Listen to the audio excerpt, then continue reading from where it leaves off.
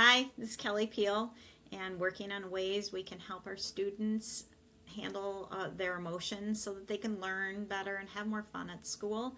Today, we're still working on the backpack series, which is about preparing. You can't pack once you get to the campsite, and you can't have tools to manage your emotions once you're in that rough emotions time. So, today, I want to talk about service to others. And service to others is also a way of helping us and our kids widen their sense of themselves. Because when we have a small view of ourselves, we tend to be more reactive. We tend to take things more personally than we need to, because when we do that, it really shuts down our prefrontal cortex and we can't learn as well. And we don't have as much fun when our prefrontal cortex isn't in full gear. And one of the big bonuses for the brain with service to others, as well as with all the other things we're packing, is the increase in the feel-good hormones, the serotonins, the dopamines, and those oxytocin and all those things. So when we talk about having a wider self, it helps the kids not get stuck on what's wrong with me. Like, because some things are just unlucky, and sometimes things are just more difficult. And service to others helps you realize, oh, I have gifts too. I can give to other people. It helps them find their purpose. And truly, I feel like you already know that, because a lot of teachers have classroom jobs, and that's service to others. So some of the stuff I'm talking to you about is like, you're like, oh yeah, I already do that. I already know that. I absolutely. I want to give you different ideas and maybe a different twist on it that you can add to what you're already doing. So I put a few notes down of some really typical things that I think might help your kids feel connected and purposeful. And I like the idea of sharing like a breath.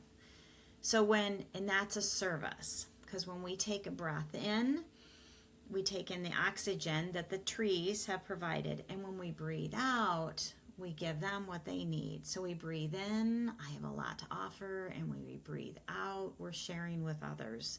So we talk about that breath. And if you know me at all, I really like nature and getting kids out in nature and feeling grounded. And that whole back and forth with nature when we're in there, it's the same with service to others. So some practical ways to embed service to others in your classroom. And some of you do incredible things with service projects. You blow my mind. I'm just so impressed by that. But I think I'm going to be a lot about narrowing things down. And I think kids are brilliant with that. So brainstorming with them, whether you do it like on the computer or you do it with sticky notes or they just raise their hand and you're writing it down, it doesn't matter. Have them think of all the ways that we can be of service to others. And I think lots of times they come up with great big ideas, but write down the little ones and reinforce that, like holding a door for somebody or smiling at somebody that's having a bad day, or inviting somebody into your recess group to play with, or into a academic group that you're working on. Do you want to come over with us when you can see somebody's kind of struggling? Teach them that service to others doesn't have to cost money, and it doesn't have to be a big thing. And then when they do these things, ask them to reflect on how they feel when they're servicing others.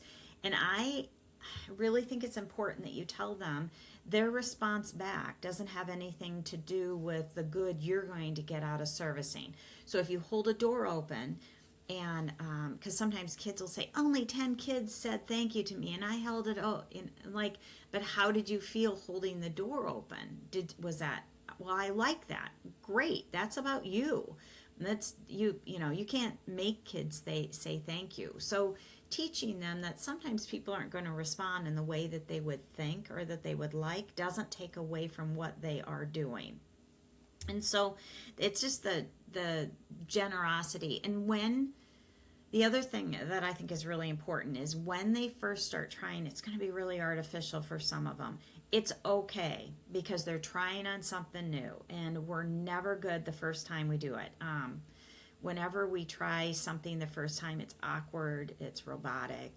Yep, and same with these things. Same with these things that whether we're talking about gratitude or soaking in the good moments or service to others or whatever we're talking about, it's going to be robotic at first. Don't worry about it. They're willing to try something new, which is incredible. A guided meditation is kind of a cool thing to do as a class where you ask them just to shut their eyes and imagine doing something nice for somebody else, not something that you're maybe going to expect something back from. Like, get their ideas too, but like emptying a dishwasher without being asked, or helping a student that's struggling with academic paper, or whatever. Get their ideas. Have them imagine doing that. Maybe it's raking for the neighbor, whatever it is. Have them imagine it. Have them pause and think about how they feel in their heart when they're doing that kind thing to somebody else. These are acts of kindness, nothing new. But I want you to have them pause and see if they can soak that into their heart. How do you feel physically? Because if we can get kids to recognize, oh, physically I feel better. Physically I feel warm in my heart. Physically, whatever it is, it reinforces it so they do it again, which is good for their brains and helps them learn better. So after they do that, then I ask them to imagine the other person being appreciative. Now, how do you feel? So sometimes just doing a 30-second visual is enough to help get some of them over that hump of, I don't know how to do that.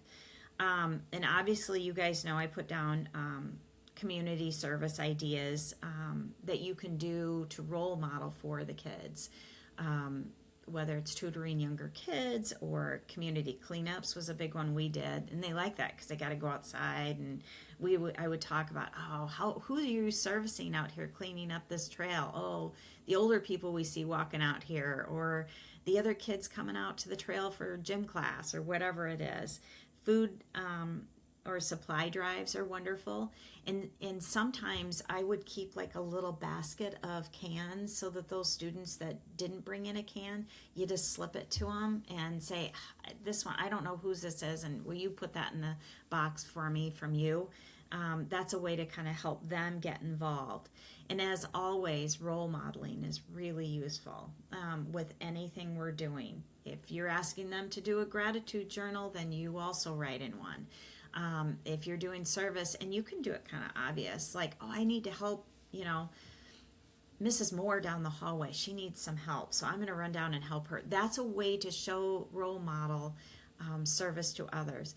Could you put in the comments the things that, the ways that you help your students find service to others? And if it's been really useful, let us know. I'm going to put in the bottom of all my comments a one-sheeter on some of these things because I'm forgetting some of the things I know. And also, if I will have a whole section, this will also be linked at my website at kellypeel.com. I sure appreciate you sharing this journey with me, and I hope what we're doing here is helpful for you. Thank you.